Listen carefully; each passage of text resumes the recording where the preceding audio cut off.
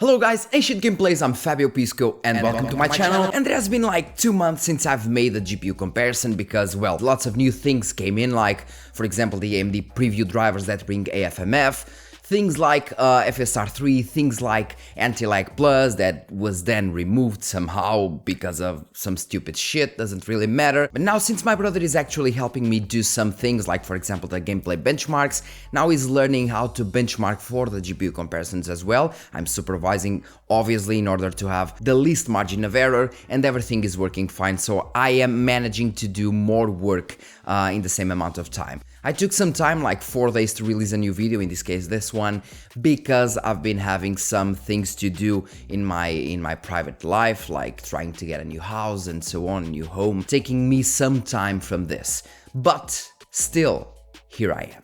As for this video, we have the RTX 4060 Ti 8GB versus the RX 7700 XT 12GB versus the RX 7800 XT 16GB. And I wanted to test the 4060 Ti 16GB, but this is actually the only card that I have because MSI sent it, by the way. Thanks MSI for sending the 4060 Ti 8GB, but still the 16GB make almost no difference in terms of performance. They do allow you some more ray tracing settings, and in some scenarios a bit more ray tracing performance because you don't have to be using the PCIe bandwidth to refresh the VRAM all the time, so the performance difference in between the 8 and 16GB will be almost zero. Now, as for the current prices of these cards. The RTX 4060 Ti is currently at $369 on Newegg. I believe this is due to a promotion, as the card is usually a bit more expensive. The RX 7700 XT is at $439, so roughly $70 above the 4060 Ti 8GB, but also just a bit over the 16GB version. And of course it brings Avatar as well, so in case you were aiming to buy Avatar, this might be a good choice since it also brings the game. As for the RX 7800 XT, it stays at $499, so basically $40 over the 7700 XT, and also brings Avatar. As for the European prices, the RTX 4060 Ti is at a minimum on Mindfactory of €426, so much more expensive on Europe, even the 8GB version. The RX 7700 XT is at €459, so roughly more expensive than on USA, and the RX 7800 XT is at €539, so a bit more expensive than on Newegg as well. But once again, not by much, and both these cards bring Avatar included. So with all the prices seen, which card should you get? And that's exactly why I'm making this video. And of course, as always, with the help of today's sponsor. Today's video sponsor is GVG Mall, bringing you all the software deals you need, like Windows 10, Windows 11, Office 2021 with a new Windows 11 design, and even Windows Server 2022. For all of these, you can use my SKG discount code for 25% off, getting a Windows 10 serial key for only $16. Then use the key on your Windows settings and you'll have an activated system.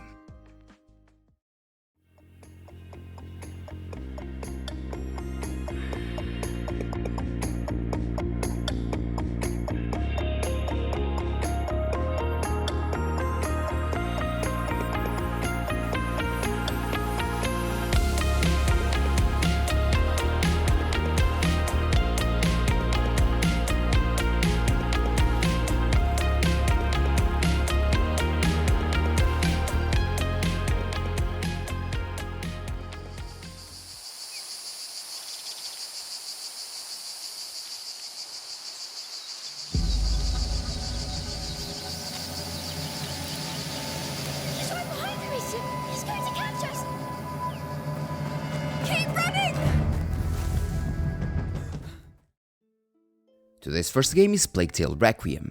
At 1080p, the RTX 4060 Ti simply gets smashed by the RX 7700 XT, that is, in this case, 23% faster, with the RTX 4060 Ti actually losing performance with resizable bar.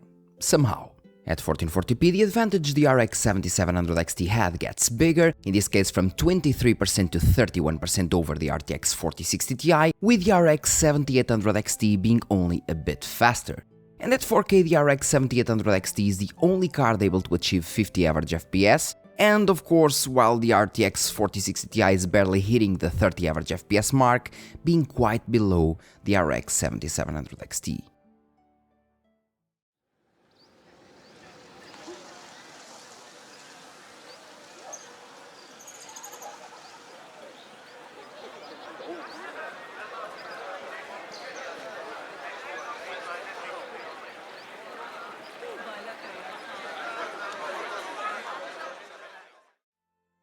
Assassin's Creed Mirage is a new addition to our tests, and we can immediately see how important smart access memory is for the AMD cards in this game. Without it, even the RTX 4070 competitor delivers less FPS in this title than the little RTX 4060 Ti. But as soon as we enable it, the FPS increase was massive. Still, the RTX 4060 Ti is doing an awesome job in this game at 1080p. At 1440p though, even the RX 7700 XT starts getting some more ground over the RTX 4060 Ti, delivering slightly higher numbers, but not by much.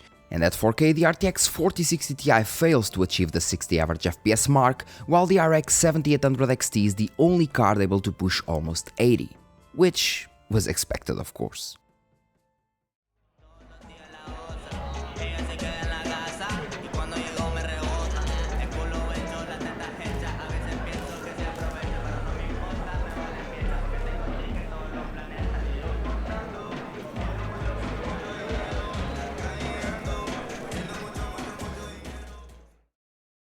Cyberpunk 2077 is Nvidia's poster child for everything related to new features like, for example, DLSS, ray tracing, ray reconstruction and so on, but when we're talking about pure rasterization, AMD RDNA 3 cards actually perform quite well in this title. At 1080p, the RX 7700 XT is only 15% faster than the RTX 4060 Ti, with both cards performing decently well actually. At 1440p though, the RX 7700 XT starts pulling ahead due to its higher number of physical units. It has, of course, over the RTX 4060 Ti, now being 24% faster. And at 4K the difference just gets bigger, with the RTX 4060 Ti failing to deliver proper results, with the RX 7700 XT now being 39% faster.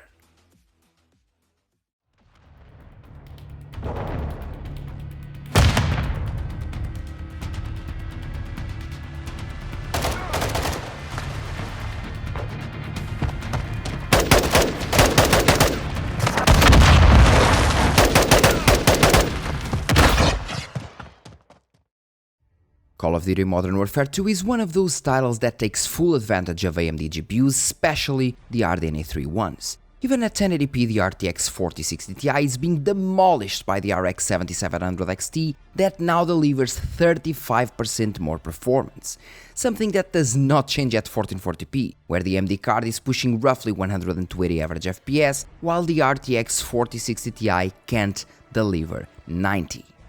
At 4K though, I thought things would get much more embarrassing for the RTX 4060 Ti, but it actually does it decently well, but still can't reach the 60 average FPS mark, with the AMD cards being much better here. Forza Horizon 5 is another game that needs smart access memory to run properly. At 1080p, the RX 7700 XT was losing to the RTX 4060 Ti in terms of performance, but as soon as smart access memory kicks in, it gets to be 15% faster. Difference that just gets higher at 1440p, in this case 18%, but to be fair, the RTX 4060 Ti consumes way less power, and is still performing quite well. Even when we go to 4K, for example, where it still manages to deliver over 75 FPS, which is quite good, but of course with the RX 7700 XT pushing over 90, being 21% faster. Hogwarts Legacy is one of those recent games that seems to like AMD RDNA 3 GPUs on an overall basis, with the RX 7700 XT now being 25% faster than the RTX 4060 Ti, even at 1080p. At 1440p things get even worse for the Nvidia card that now struggles to deliver 65 average FPS, while the RX 7700 XT is pushing over 87, and in terms of gameplay smoothness, that's a massive difference. But it gets worse. At 4K this card wouldn't even run at all, not even with textures set to medium, it would simply quit as soon as we started the benchmark. And let me remind you that not even the RX 7600 did that, which is odd. Moving forward, we have Microsoft Flight Simulator showing outstanding results at 1080p high settings, with the RX 7800 XT being slightly CPU bottlenecked here, and being only slightly faster than the RX 7700 XT. As we moved to 1440p, I thought the difference would get bigger, but it didn't, with the RX 7800 XT being only 13 FPS over its little brother, which is quite odd by the way, and that does not even change at 4K, where the RX 7800 XT is only 13% faster than the RX 7700 XT. I believe that's maybe because the computer units mattered a lot more in these tests, and the RX 7800 XT has only 15% more computer units than the RX 7700 XT, being only around 15% faster in this game. So I guess that's it. Another new addition to our test is Alan Wake 2, an outstanding gaming experience for people that like the genre. Since this is another Nvidia-sponsored title, I was expecting the RTX 4060 Ti to perform on par with the RX 7700 XT, but things weren't that way actually, with the RX 7700 XT being 26% faster, offering a much smoother experience. At 1440p, oddly, the RTX 4060 Ti does gain some more ground, now being only 21% slower, while it should be the opposite since it has a narrower buzz width. Still, the difference goes back to 26% at 4K, where this card can't even push 30 average FPS, and even the RX 7800 XT barely reaches the 40 FPS mark. Life's hard. Moving to another masterpiece, we have Red Dead Redemption 2. At 1080p, the difference in between both AMD cards is finally better, with the Nvidia one presenting considerably higher minimums, which is something interesting to see actually. At 1440p though, those minimums actually get lower as we overclock and use resizable bar. Somehow. And it is only at 4K that these cards suffer, with the RX 7800 XT being the only card able to push more than 60 average FPS in this scenario. As for Starfield, we also updated the benchmark results as we got a new beta version bringing DLSS and frame generation alongside many other performance improvements, as you can see in the video showing up in the top right corner. As for the results, the RTX 4060 Ti is performing exceptionally well here, basically matching the RX 7700 XT even on an AMD-sponsored title. Which is nice to see actually, like the same happened for Alan Wake 2, but the opposite. At 1440p the RX 7700 XT pulls slightly ahead, but it is still not by much, in this specific case by only 6%, and at 4K it is more of the same, with the RX 7800 XT barely pushing 48 FPS. I guess more computer units were needed here. In The Last of Us, a game specifically made for AMD hardware, the RTX 4060 Ti is actually performing surprisingly well, with both AMD cards performing quite bad without smart access memory. At 1440p though we can see some changes, with the RX 7700 XT now being 26% faster, but most importantly having more 1% lows than the RTX 4060 Ti has, on average. Thug life. At 4K the RX 7700 XT enters Rambo mode and starts shooting the RTX 4060 Ti down, being now 34% faster, meaning that when using upscalers, the RX 7700 XT could easily deliver 60 average FPS, while it would be very hard to do the same with the RTX 4060 Ti. Our last rasterization game is God of War, another title where the AMD cards are just smashing their Nvidia counterparts. In here, even the RX 7900 XTX was considerably faster than the RTX 4080. Well, at least when I tested it. At 1440p the difference didn't get much bigger though, with the little RTX 4060 Ti still delivering an enjoyable 81 average FPS, and it is only at 1440p ultra-wide where the difference counts the most, since the RX 7700 XT is now delivering 87 average FPS versus the 71 on the RTX 4060 Ti, and such difference can be easily felt when gaming. And with all the results shown, we now have the 12 games average, with the RTX 4060 Ti being the base performance and the RX 7700 XT being 18% faster at 1080p, 31% faster at 1440p, and 32.7% faster at 4K. Considering the value of both cards, the RX 7700 XT is indeed more expensive, of course, not by much in Europe though, but it also delivers much better performance, a tier above if we consider 1440p and 4K results mostly. Let's now see the ray tracing benchmarks and see what we get. But lost hope. We're not from here either. Stellantis locked us up here a year ago. The first game is Metro Exodus Enhanced Edition, the only full ray tracing game I know. In here, even the AMD cards can deliver acceptable performance, but it takes AMD a card almost 2 tiers above to be able to defeat the RTX 4060 Ti in this game. And even then, the margin is quite low. We have to state though that both AMD cards have way higher 1% lows, and I could definitely notice while I was testing the AMD cards that they performed considerably smoother at 1080p and 1440p. So in this case, the RX 7700 XT has overall lower performance of course, but plays smoother. And now with Cyberpunk 2077, things get even better for the RTX 4060 Ti. Even though it consumes considerably less power, it manages to outperform the RX 7700 XT in ray tracing performance and even the RX 7800 XT when using ray tracing plus DLSS, in this case by 15%. At 1440p though, the ray tracing results are more or less on par, with, of course, the RX 7800 XT now being slightly faster, but as soon as upscalers kick in, even the RX 7800 XT struggles to get on par with the RTX 4060 Ti, somehow, showing how much better Nvidia is at ray tracing in Cyberpunk 2077. In Resident Evil 4 though, things are slightly different, with the AMD cards being much better in terms of ray tracing performance. Still, we can immediately see how little performance the RTX 4060 Ti lost when using ray tracing compared to the AMD cards, showing its ray tracing superiority. At 1440p, the AMD cards beat the RTX 4060 Ti in all scenarios mostly, which was to be expected, and at 1440p ultra-wide, the RX 7700 XT finally outmatches the RTX 4060 Ti by a decent amount of FPS. Although, you should know that for all cards having 8GB or less, I had to reduce the texture quality from maximum 8GB option to high 1GB option, so that may alter the results slightly on the ray tracing side here, giving a bit more FPS to the Nvidia card here. Maybe.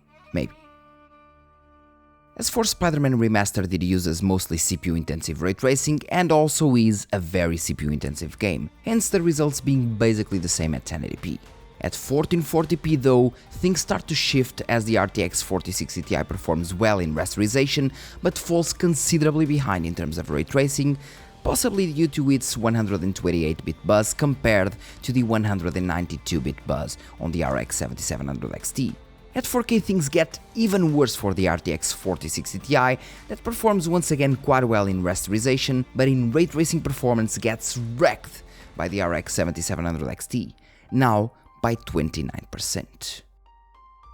And the last benchmark in terms of ray tracing is also a new addition, Ratchet and Clank Rift Apart. This is another game that requires a good amount of bandwidth to perform well, especially with ray tracing, as it already stresses the PCIe bandwidth a lot, since it uses direct storage. Here the RTX 4060 Ti is once again overpowered by the RX 7700 XT that is 20% faster.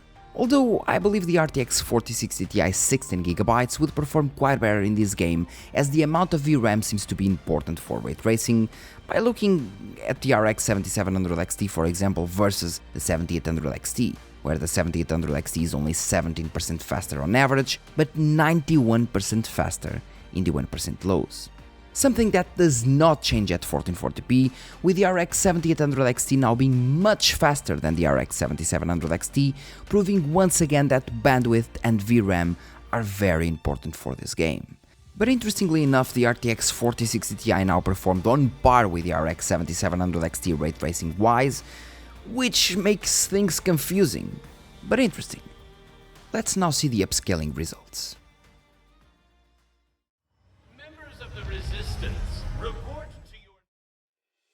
And the final benchmarks are with upscaling technologies. At 1440p, Ratchet and Clank gave me some odd results with the RX 7800 XT because even though we had more FPS when using upscalers like FSR and XeSS, the 1% lows were always worse somehow, something that did not happen with the RX 7700 XT. At 4K though, things got completely messed up. The RX 7800 XT results are now well in terms of 1% lows, the RX 7700 XT has barely higher than native 1% lows, and the RTX 4060 Ti had a big dip when using upscalers, especially when moving to the DLSS that had a big stutter, dropping the 1% lows to 1.5. FPS. Spider-Man Remastered is the last benchmark, and at 1440p when using upscalers, the RX 7800 XT gets CPU bottlenecked of course, and with the RTX 4060 Ti somehow performing worse with upscalers. I swear I can't really understand this card sometimes. Something that keeps happening at 4K, with XeSS performing worse than FSR and DLSS of course being only equal or better on Intel GPUs. And somehow upscaling working worse than native once again on the RTX 4060 Ti. God knows why. Let's now move to the conclusion. So guys, as you've seen, the RX 7700 XT generally outperforms the RTX 4060 Ti at gigabytes, and I would dare to say that at least in all rasterization benchmarks, so basically the first 12 that you see in the video, in all those benchmarks the 16GB version would perform exactly the same as the 8GB version, so overall the 7700 XT is the card you want to get in terms of price performance, because, well, at least in Europe it costs roughly a bit more than the 4060 Ti and performs much better. But if you're living in US, maybe you can consider the RTX 4060 Ti 8GB, because even though it is way less performant, let's say that, in terms of ray tracing it generally performs quite well, in some scenarios better, in some scenarios on par with the other AMD cards, and once again on US it is generally cheaper. But also as the time passes by, 8GB are not going to be sufficient, so they won't suffice for much longer, as you can see for example in terms of the ray tracing benchmarks like Spider-Man, Resident Evil 4, as soon as you enable for example ray tracing, you use the maximum textures and you enable ray tracing, as soon as you go to the benchmark on any GPU with 8GB or less VRAM, the game will immediately quit because the game has not enough bandwidth, because it needs the bandwidth to refresh the 8GB VRAM, because 8GB aren't enough, while needing the bandwidth to use ray tracing as well. So the game will just quit and you're not even able to play the game. And in some games you're able to play the games, but the smoothness won't be as good, because once again you do not have enough VRAM. So instead of having like a smooth line, a smooth gameplay, you'll have those same average FPS, but your 1% lows will be much lower, because there's not enough VRAM and the GPU needs to be continuously refreshing the VRAM, hence sometimes causing stutters. So it's not optimal to get an 8GB GPU in 2023. Unless of course it is really cheap, like the 4060, maybe the 7600 if well priced of course, but anything past that, not really. Newer games will get better with the 7700 XT, while the 4060 Ti with its narrower buzz width of I was going to speak in Portuguese, with its narrower buzz width of 128-bit buzz, it will suffer, while the 7700 XT will hang on for much more time. As for the 7800 XT, well, if you don't really care about spending, let's say, 100 euros more, for 100 euros, having a 7800 XT over the 4060 Ti, it's a much better value card, just much better, and completely obliterates the 4060 Ti price performance, in this case at 100 euros more only. As for US, well, it's a matter of perspective, because you need around $150–140 more, but taking in consideration that it can deliver as much as 50–60% performance over the 4060 Ti in most scenarios, I would definitely consider the 7800 XT over the 4060 Ti 8GB, and even more over the 4060 Ti 16GB, because it is more expensive, so the price difference will get even lower. And well guys, that's all for this video. Thank you very much for watching. Don't forget, hit like, subscribe and share this video, as that really helps a lot. And well, thank you very much for watching the video. More videos will come, of course. Some more overclocking tutorials, some more GPU comparisons. I will teach my brother now how to do CPU comparisons, because I really want to bring CPU comparisons again to the channel, but since I didn't have time, I actually needed and I need someone to help me. In this case, my brother will do it. Thank you very much once again, and see you in the next video, guys. Cheers.